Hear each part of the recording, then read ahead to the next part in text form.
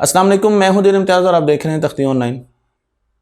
मुस्तकबिल में इंसान इरादा रखता है कि वो मुख्तलिफ सियारों पर रहे, लेकिन अगर हम निज़ाम शमसी की बात करें तो निज़ाम शमसी के पहले 4 सियारे प्लैनेट्स रॉक से बने हुए हैं, रॉकी प्लैनेट्स हैं, और आखिरी 4 प्लैनेट्स गैस के बने हुए हैं। तो गैस के बने हुए प्लैनेट्स पर रहना निस्बतन मुश्किल है और उसके लिए जदीद टेक्नोलॉजी की ज़रूरत होगी। लेकिन जब बात करते हैं हम रॉकी प्लैनेट्स की, तो वहाँ इंसान रह सकता है, क्योंकि ज़मीन आहिस्ता आहिस्ता अपनी ज़िंदगी ख़त्म करने जा रही है। क्योंकि ज़मीन आहिस्ता आहिस्ता अपनी ज़िंदगी पूरी कर रही है और इंसान बुरे तरीके से ज़मीन की ज़िंदगी को तबाह कर रहे हैं। इसलिए हम चांद पर और मार्स पर रहने के मुख्तलिफ तरीके ढूंढ रहे हैं। यहां पर यह वाज़ेह कर दूं कि अभी तक इंसान का यह ख्याल है, हमारी रिसर्च ये बताती है कि हम किसी भी प्लेनेट की सरफेस पर रह नहीं सकेंगे, ना हम चांद की सरफेस पर सतह पर रह सकेंगे। और उसकी वजह यह है कि वहां पर बहुत ज़्यादा हार्श एटमॉस्फेयर होती है, एनवायरनमेंट होती है।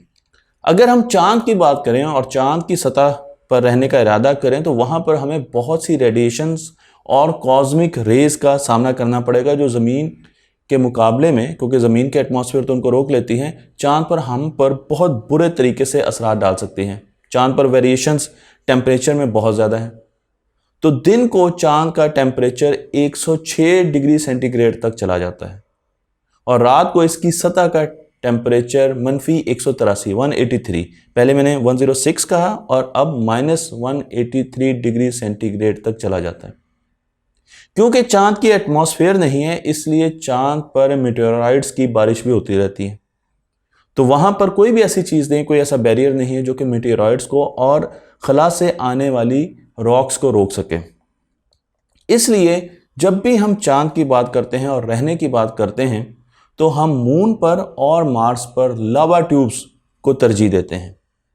अब आपका सवाल ये होगा कि लावा ट्यूब्स क्या हैं। तो सबसे पहले लावा ट्यूब्स की तस्वीर देख लें। मैं आपको यहाँ पर कुछ लावा ट्यूब्स की यानी ज़ेरे ज़मीन टनल्स की, सुरंगों की तस्वीरें दिखा रहा हूँ। चांद पर भी ये सुरंगें मौजूद हैं, टनल्स मौजूद हैं, और मार्स पर भी ये टनल्स मौजूद हैं। तो मार्स पर आप ये टनल देख सकते हैं जिसके इर्द गिर्द दायरा है और इर्द गिर्द की रेत इस टनल के अंदर जा रही है। लेकिन ये टनल ज़मीन पर भी बनती हैं। ये हर उस जगह बनती हैं जहां पर वॉल्केनिक एक्टिविटी, आतिशफ़िशां होते हैं, और जब एक आतिशफ़िशां फटता है तो उससे लावा निकलता है और लावा एक नहर की सूरत में, एक दरिया की सूरत में मुख्तलिफ डायरेक्शंस में बहता है। आहिस्ता आहिस्ता इस नहर का, लावा की नहर का क्रस्ट, ऊपर वाला हिस्सा ठंडा होना शुरू हो जाता है और पुख्ता होना शुरू हो जाता है। तो ऊपर ज़मीन आ जाती है, लेकिन नीचे से फ्लूइड लावा बहता जाता है और एक सुरंग छोड़ देता है, एक टनल छोड़ देता है। इसे लावा ट्यूब कहते हैं। मैं आपको तस्वीर में भी दिखा रहा हूं कि किस तरीके से लावा ट्यूब्स बनती हैं। हमारी ज़मीन पर जहां जहां आतिशफ़िशां हैं वहां वहां लावा ट्यूब्स मौजूद हैं। अगर हम अपनी ज़मीन पर लावा ट्यूब के एक बहुत बड़े नेटवर्क की बात करें तो हवाई में एक बहुत बड़ा नेटवर्क है जहां पर सबसे बड़ी लावा ट्यूब मौजूद है, जो कि 50 किलोमीटर लंबी है। 50 किलोमीटर लंबी है। लेकिन हमारी ज़मीन पर जो विड्थ है, जो चौड़ाई है एक लावा ट्यूब की, वो तकरीबन 14 से 15 मीटर होती है और उसकी वजह ज़मीन की ग्रेविटी भी है। ये बिल्कुल मुख्तलिफ ब्रांचेज में फैलती हैं और वॉल्केनो के इर्द गिर्द अपना एक नेटवर्क बना लेती हैं। लेकिन जब हम लावा ट्यूब्स को एक्सप्लोर करते हैं और इनके अंदर जाते हैं तो हमें पता चलता है कि यहाँ पर, क्योंकि हम अपनी ज़मीन पर बहुत सी रिसर्च कर रहे हैं, तो हमें पता चलता है कि यहाँ पर रेडिएशंस बहुत कम होती हैं जो कि स्पेस से आ रही होती हैं। यहाँ पर टेम्परेचर वेरिएशंस बहुत कम होती हैं। यहाँ पर ऐसी कंडीशंस हैं जिसमें लाइफ बढ़ सकती है, सस्टेन कर सकती है। इसलिए हमें शक पड़ता है कि मार्स पर और चाँद पर अगर ज़िंदगी है तो उसके बहुत कवी ज़्यादा इम्कानात हैं कि वो लावा ट्यूब्स में हमें नज़र आएगी। हम मार्स की अगर बात करें तो मार्स में हमारे सोलर सिस्टम का सबसे बड़ा वॉल्केनो है, शील्ड वॉल्केनो है, जिसे ओलंपस मॉन कहते हैं, जो कि K2 और माउंट एवरेस्ट से भी बहुत ज़्यादा ऊंचा है। और इसके गिर्द लावा ट्यूब्स का एक नेटवर्क है जिसे इंसान बड़ी दिलचस्पी के साथ देख रहा है और मुस्तकबिल में एक्सप्लोर करने की ख्वाहिश भी रखता है। चांद की अगर बात करें तो चांद पर मैं आपको एक रेड डॉट दिखा रहा हूं और आप इस सर्कल में देख सकते हैं, यहाँ इस जगह को लेकस मोटिस कहा जाता है और यहाँ पर लावा ट्यूब्स का एक जाल है। आप एक लावा ट्यूब को देख भी सकते हैं जो कि स्पेस से हमें एक सुराख की तरह नजर आता है। लेकिन ये लावा ट्यूब्स चांद के एक हिस्से जिसे लूनर साइनस राइल्स कहा जाता है उसके इर्द गिर्द मौजूद है। ये ऐसी जगह है जहां पर लावा नहरों और दरियाओं की शक्ल में बहता गया और आपको तस्वीरों में भी नजर आ रहा है। तो हम इन लावा ट्यूब्स को स्काईलाइट भी कहते हैं क्योंकि इनके अंदर तक जहां ये सुराख होता है उसके अंदर हमें रोशनी जाती हुई नजर आती है।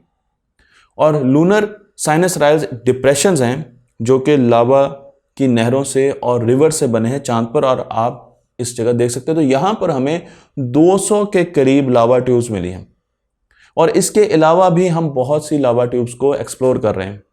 क्योंकि मार्स की और चांद की ग्रेविटी बहुत कम है, इसलिए लावा ट्यूब की साख्त भी मुख्तलिफ है। अगर आप चांद की बात करें तो वहां पर लावा ट्यूब इतनी ज़्यादा चौड़ी हैं कि उनके अंदर पूरे के पूरे शहर बस सकते हैं।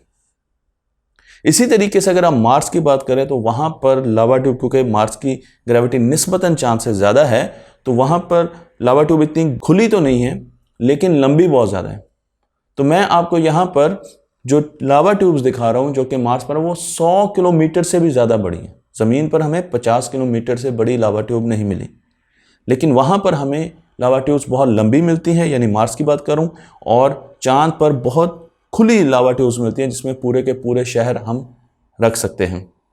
लावा ट्यूब पर जब रिसर्च की गई तो पता चला कि चांद पर जो लावा ट्यूब्स हमें मिल रही हैं उनके ऊपर जो रूफ है, जो छत है, वो 40 से लेकर 90 मीटर तक मोटी है। तो इसका मतलब यह है कि हम रेडिएशन से बच सकते हैं। हम जो आसमान से मुख्तलिफ ऑब्जेक्ट से हम तक रेडिएशंस पहुंच रही हैं उनसे बच सकते हैं। और इन लावा ट्यूब्स में टेम्परेचर है -20 डिग्री सेंटीग्रेड, और -20 डिग्री सेंटीग्रेड से ज़्यादा, इससे ज़्यादा टेम्परेचर तो हमारी दुनिया में कई सर्द इलाकों में है, तो इंसान यहाँ पर रह भी सकता है। लेकिन चांद की सतह पर रहने में एक मसला और भी है और वो है उसकी डस्ट। चांद की डस्ट इंसान के फेफड़ों को बहुत मुतासिर करती है, सांस की नाली को और नाक के रास्ते को बहुत मुतासिर करती है। इस डस्ट में क्योंकि बहुत ज़्यादा इलेक्ट्रिकली चार्ज डस्ट होती है, इसलिए एक तो इंसान को बहुत सी एलर्जीज होती हैं, लेकिन आप इसमें इलेक्ट्रॉनिक्स नहीं लेके जा सकते। तो अगर आपके पास मोबाइल फ़ोन है और ऐसा नेटवर्क है जो चांद पर भी चल रहा है तो ये डस्ट उसको नुकसान पहुंचा सकती है। किसी भी किस्म के इलेक्ट्रॉनिक डिवाइस को ये डस्ट, क्योंकि ये इलेक्ट्रिकली चार्ज है, नुकसान पहुंचा सकती है। तो इसलिए हमारे लिए ज़्यादा बेहतर यही है कि हम चांद की सतह पर ना रहें, बल्कि हम लूनर डस्ट से बचते हुए इन ट्यूब्स की तरफ आएँ और इन ट्यूब्स को प्रेशराइज करें। तो शुरू में इंसान इन ट्यूब्स में जाएगा, रोबोट्स भेजेगा, उन रोबोट्स पर मैं वीडियो बनाने वाला हूं जो कि इन ट्यूब्स को अब बहुत जल्द 2022 में रोबोट्स भेजे जा रहे हैं।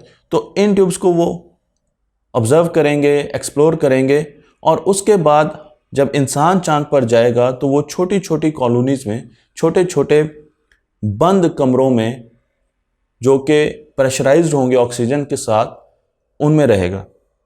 लेकिन फिर आहिस्ता आहिस्ता जैसे जैसे हम टेक्नोलॉजी डेवलप करेंगे, क्योंकि वहाँ पर यानी चांद की बात की जाए तो बहुत सी धातें भी मौजूद हैं, वहाँ पर एल्यूमिनियम मौजूद है, आयरन है, प्लेटिनम है, वाटर है, 3D प्रिंटर्स हम जब लेके जाएंगे तो हम इन पूरी सुरंगों को, इन टनल्स को बंद कर देंगे बाहर, बिल्कुल ऐसे जिस तरीके से आज हम गटर के ढक्कन रख के नीचे पूरा का पूरा हिस्सा बंद कर देते हैं। इन लावा ट्यूब्स को बंद कर दिया जाएगा और फिर इनमें ऑक्सीजन और जो गैसेस हमें रिक्वायर्ड है उनसे इनको प्रेशराइज किया जाएगा, सही मिकदार में इनको प्रेशराइज किया जाएगा ताकि हम एक कॉलोनी की तरह इसको बसा सकें।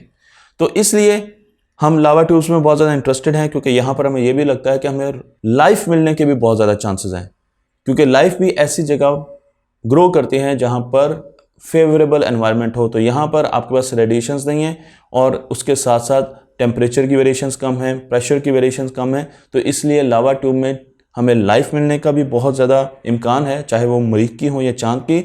और हम फ्यूचर में ऐसी टेक्नोलॉजीज़ बना रहे हैं जिनके ज़रिए हम लावा ट्यूब्स में रह सकें।